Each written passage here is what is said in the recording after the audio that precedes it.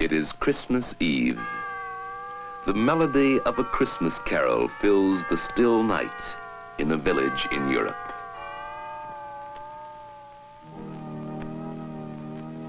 It is Christmas Eve. The same song comes from a church in a small town in America. For nearly 150 years, in many parts of the world, people have been singing this carol. It is the song we call Silent Night.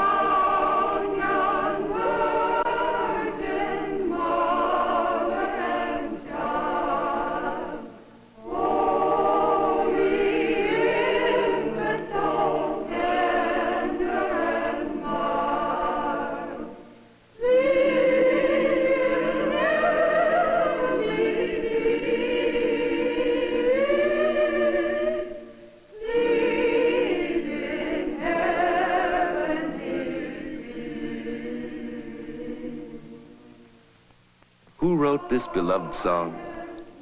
Where did it come from? For the answer, we must go to Europe. It was here, in Austria, in the little village of Oberndorf, that the song was written. If we should go there today, we'd find the town of Oberndorf in the province of Salzburg. Here, we can trace the history of the song. Not far from the church of St. Nicola, in the village, is a chapel built by the people of Oberndorf. Inside the chapel, the story of Silent Night is told in two portraits of stained glass. One is of Father Moore, the village priest who wrote the words of the song. His friend was Franz Gruber, the teacher and choir master who composed the music of Silent Night. For the story of the two men and the song they wrote, we must go back a long time. We must go back a century and a half. It is the year 1818, in the holiday season, the Christmas season. In the village, it is the time of age-old Christmas customs. Groups of girls are visiting each house, carrying with them a painting of Mary and Joseph. Boys representing the shepherds of Bethlehem come to the houses caroling. They are collecting gifts of food for the poor. The story they tell in song is one that never loses interest, for it is the story of the first Christmas. And the same story will be told again in the Christmas Eve service in the church.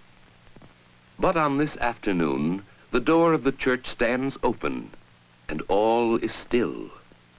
Inside, the choir master, Franz Gruber, has discovered that the organ is broken. He will not be able to play, and Father Moore will have no music for his Christmas Eve service. And what would Christmas Eve be without music in the church? The problem was one for Father Moore, but he was not here. He had gone away to visit a family in a mountain cabin. As he walked along, his thoughts were on the preparations for the coming of Christmas. His path took him ever upward, along the snowy slopes. Above him was the forest, dark against the gleaming snow.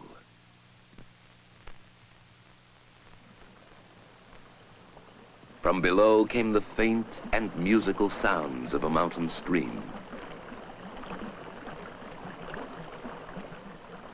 And all about him was the quiet beauty of God's world.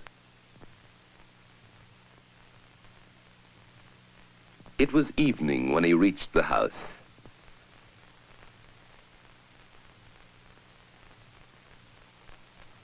At the door, he received a warm and friendly welcome. And there before him lay a baby with his mother. Perhaps as he watched, Father Moore may have thought of another child, the Christ child, lying in the manger.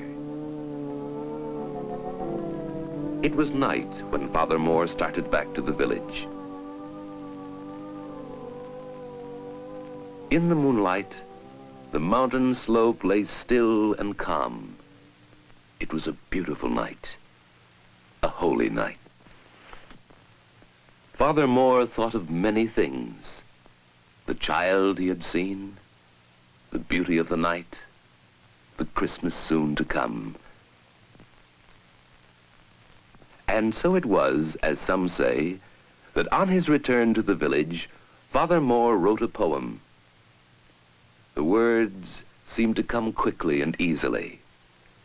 Stille Nacht, heilige Nacht, silent night, holy night. Even as he wrote, the priest wondered whether the poem could be set to music. Father Moore decided to take it to Franz Gruber. The two friends, priest and schoolteacher, talked it over together. The schoolteacher began to read. Silent night, holy night. Why, this was a poem that was meant for Christmas.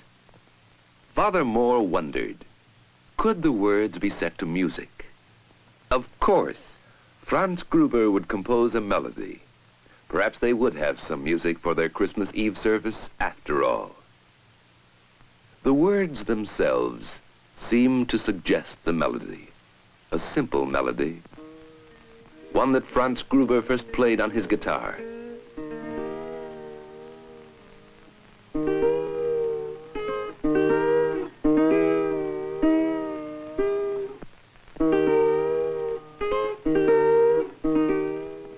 And so it was that the song two men had written was presented for the first time in 1818 at the Christmas Eve service in the village church.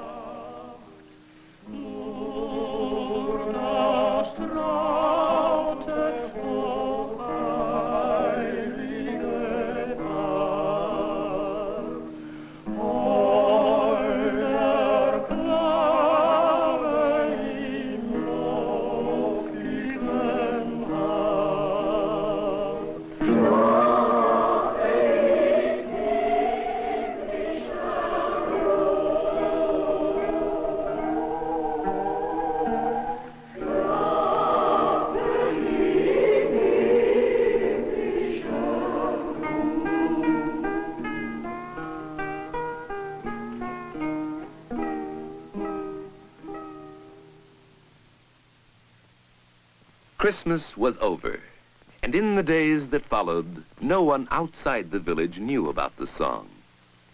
With the first hint of spring, an organ mender from a village in the Tyrol came to Oberndorf. The children knew that at last someone had come to fix the broken organ in their church. And indeed, it was not very long before the old craftsman had put the instrument into working order.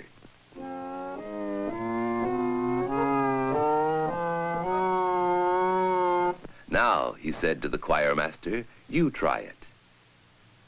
And so Franz Gruber sat down and began to play the Christmas song he had written some weeks before.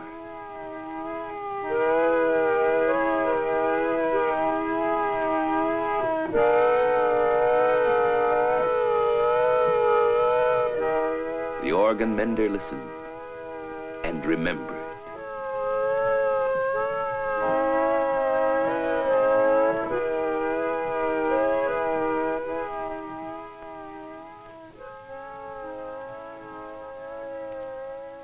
All the way back to his own village, the organ mender thought of the lovely words and simple melody.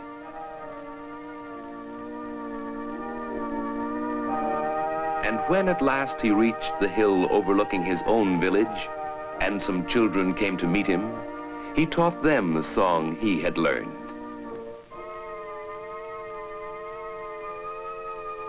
Down the hill ran the children, and with them went the song, Silent Night. For some years, the song was known only in such villages, tucked away in the snug valleys of the Alps.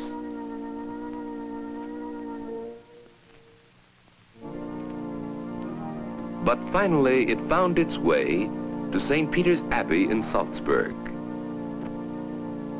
And from the city of Salzburg in Austria, the song was eventually carried to other places in Europe.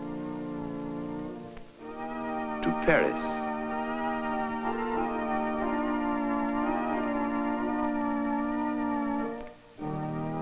to London,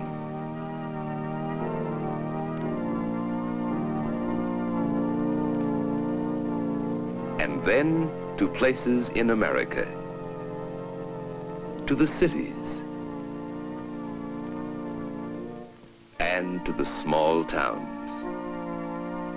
Today, Silent Night is a song that belongs to everyone.